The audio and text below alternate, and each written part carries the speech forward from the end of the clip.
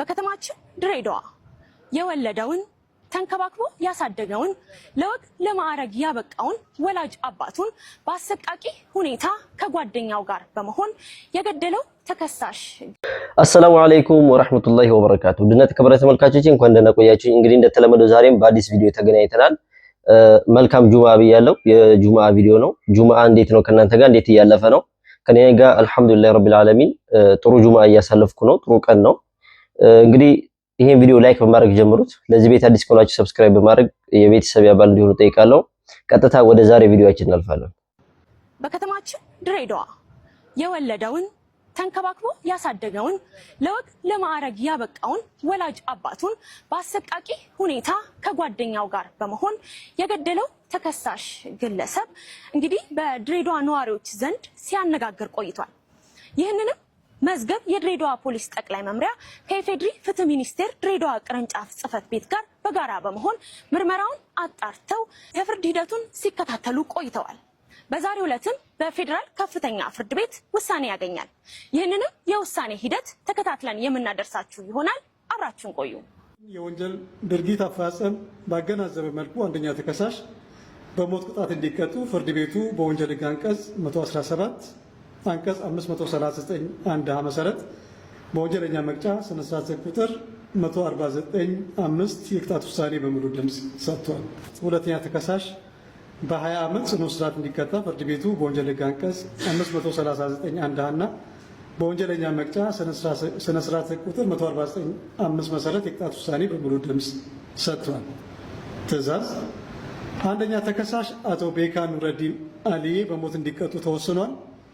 ሆኖም ይህ የሞት ፍርድ ቅጣት የሚፈጸመው የኢፌድሪ ርዕሰ ብሔር ፍርዱን ሲያጸድቁ ብቻ ነው። ሁለት የመዝገቡ ግልባጭ ለኢፌድሪ ርዕሰ ብሔር ጽህፈት ቤት እንዲላክ ታዟል። ይጻፍ።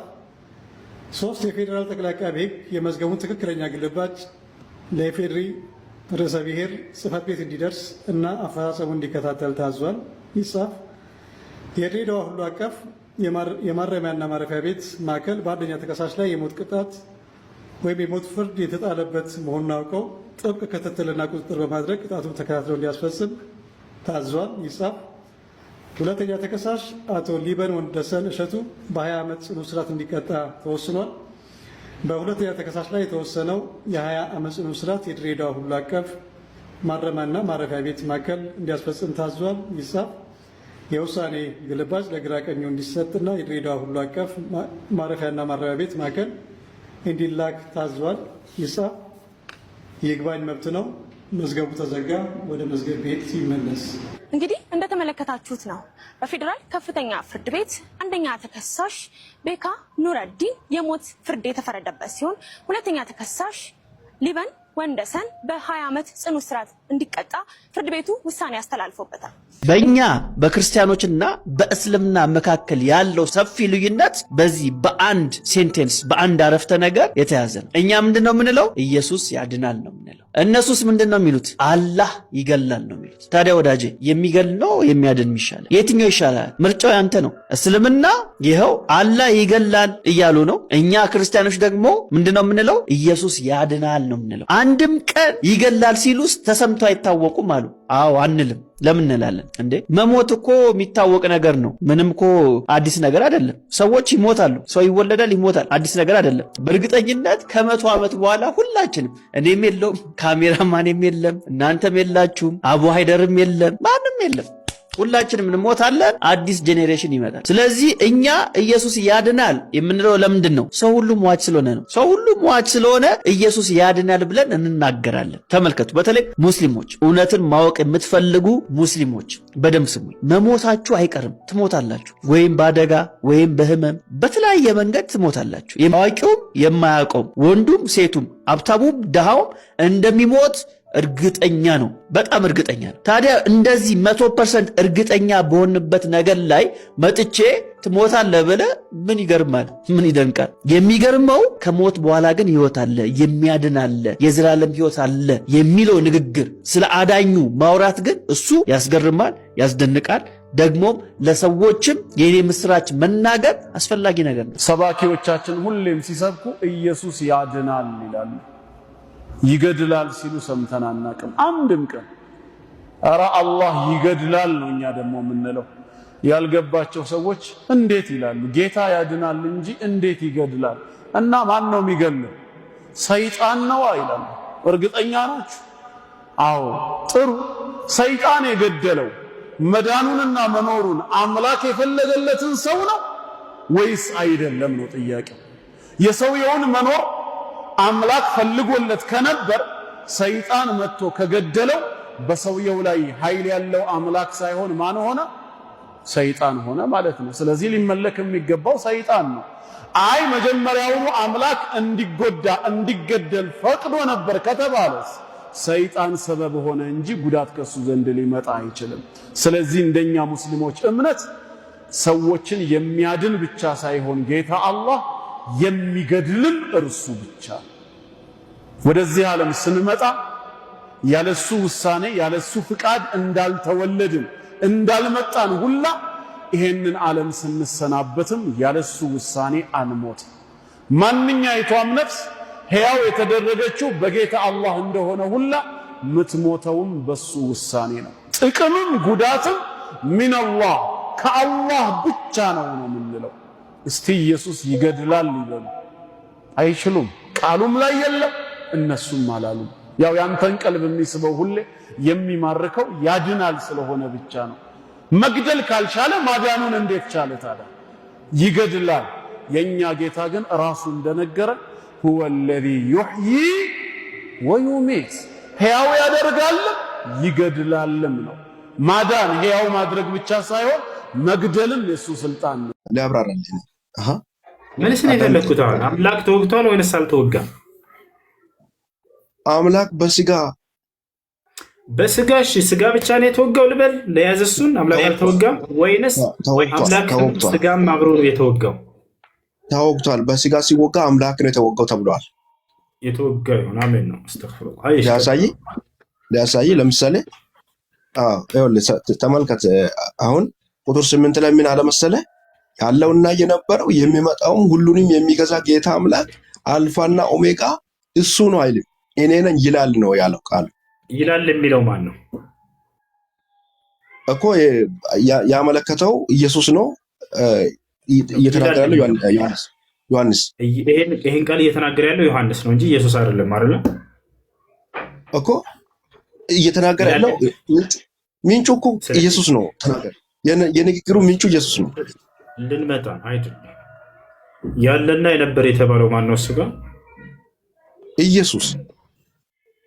ወደ ላይ ከፍ በል። ቁጥር 4 ላይ ተባለ ያለና የነበረ የተባለው ማን ነው? እዚያ እሱ ኢየሱስ ነው። እሱም ሊያሳይ ያው ላምብ ከአንድ ጀምር አብብለት። ቁጥር ከአንድም ጀምሬ እኔ ላምብልህ። ቅድም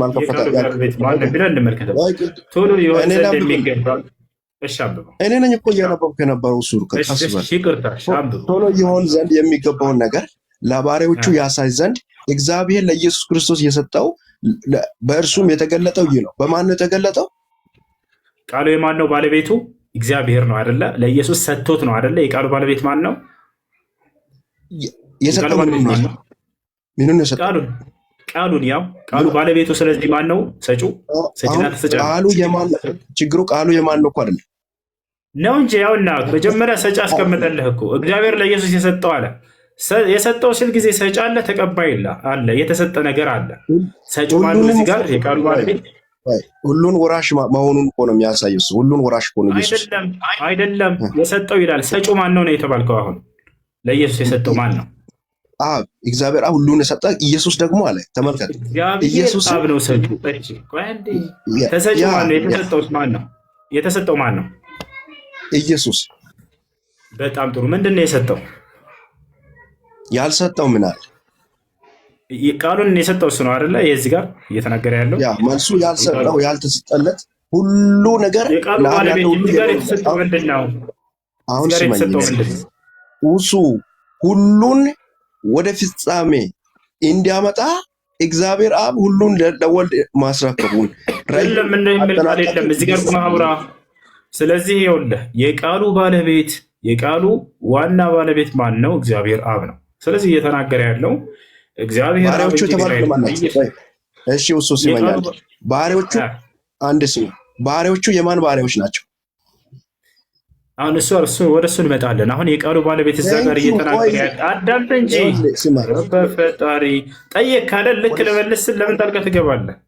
አይ ወደ እሱ እንመጣለን አትበላ፣ ቀጥል እና ከዛ እኮ ልታበልጥ ነው አንተ። የቃሉ ባለቤትና ዋና የቃሉ ምንጭ መገኛ ከማን ነው የሚለውን ለማየት ነበር እዚህ መጣ ነው። ለአብ መሆኑን አመን ካለቀ እዚህ ጨረስ። ስለዚህ እዚያ ጋር የሚመጣው ማን ነው? የሚመጣው ማን ነው? ያውና እዚያ ጋር የቃሉ ባለቤት ማን ነው የሚለውን አመንክ። አብ ነው ብለህናል አይደል? የሚመጣው ማን ነው? ወደ እሱ እንመጣለን። አንዴ ይህን ስማኝ በደንብ ቅድም የኛ ቁርአን እንዲህ ነው የሚለው ብለህ ስትል ዝም ብዬ ነው ያለፍኩት። መልስ ይሁን መልስ አይሁን በቃ እንዲህ ነው ካል አልተከራከርኩም። ማስረጃ ብለህ ማስከፈት ትችል ነበር። አሁን እዚህ ጋር የቃሉ ባለቤት ማን የሚለውን ለማየት ነበር። ምክንያቱም ታች ስላለን ባዩ ማን ነው? አዳምጠህ ባዩ ማን ነው? ቃሉ እሺ አዳምጠህ አላሁም ሰያል አንዘጋ በቃ ማድረግ አልችልም። እሺ ናትናኤል አለ ናት ያለ ሁሱ አለሁኝ፣ ግን ሰዓቴ በጣም ሂዶብኛል። ትንሽ 1-2 ደቂቃ ብቻ ላውራሽ። ሞተር ላይ ሆኜ ነው፣ ይቅርታ ወጣሁኝ። በቃ ከቤት ስትቆዩ ሰላም ናችሁ? ለማንኛውም አለሁ አልሐምዱሊላህ። እኔ እንኳንስ በተነሱ ሀሳቦች ሁሉ ጊዜ ቢኖረኝ ባወራ ደስ ይለኛል። ያው ሁሌ ስለምትገባ አገኛለሁ፣ ችግር የለውም። ለዛሬ ግን ሁለትም ጊዜ የለኝም። አንዱን ብቻ ላውራ። ይሄ ስለ ነቢያት ያልከውና ነቢያት ሙስሊም ናቸው ወይስ ክርስቲያን ናቸው የሚል ነገር ስታወሩ ነበር ከወንድማችን በፊት ከነበረው ወንድም ጋር። እነ አብርሃም ሙስሊም ስለመሆናቸው ለማሳየት ሞክረሃል ከቁርአን ማለት ነው። እኔ ደግሞ እነሱ ክርስቲያን ስለመሆናቸው ላሳይና ምናልባት ከቁርአን የጠቀስከው እነሱ ሙስሊም ስለመሆናቸው የሚያሳይ ስለመሆኑ ማረጋገጫው አጥጋቢ አለመሆኑን ላሳይ ብዬ ነው። እነዚህ ሁለቱን ነገሮች ላሳይና ምናልባት ትንሽ ምጥለኝ ካለ ሰምቼ እሄዳለሁ ከይቅርታ ጋር ማለት ነው። እሺ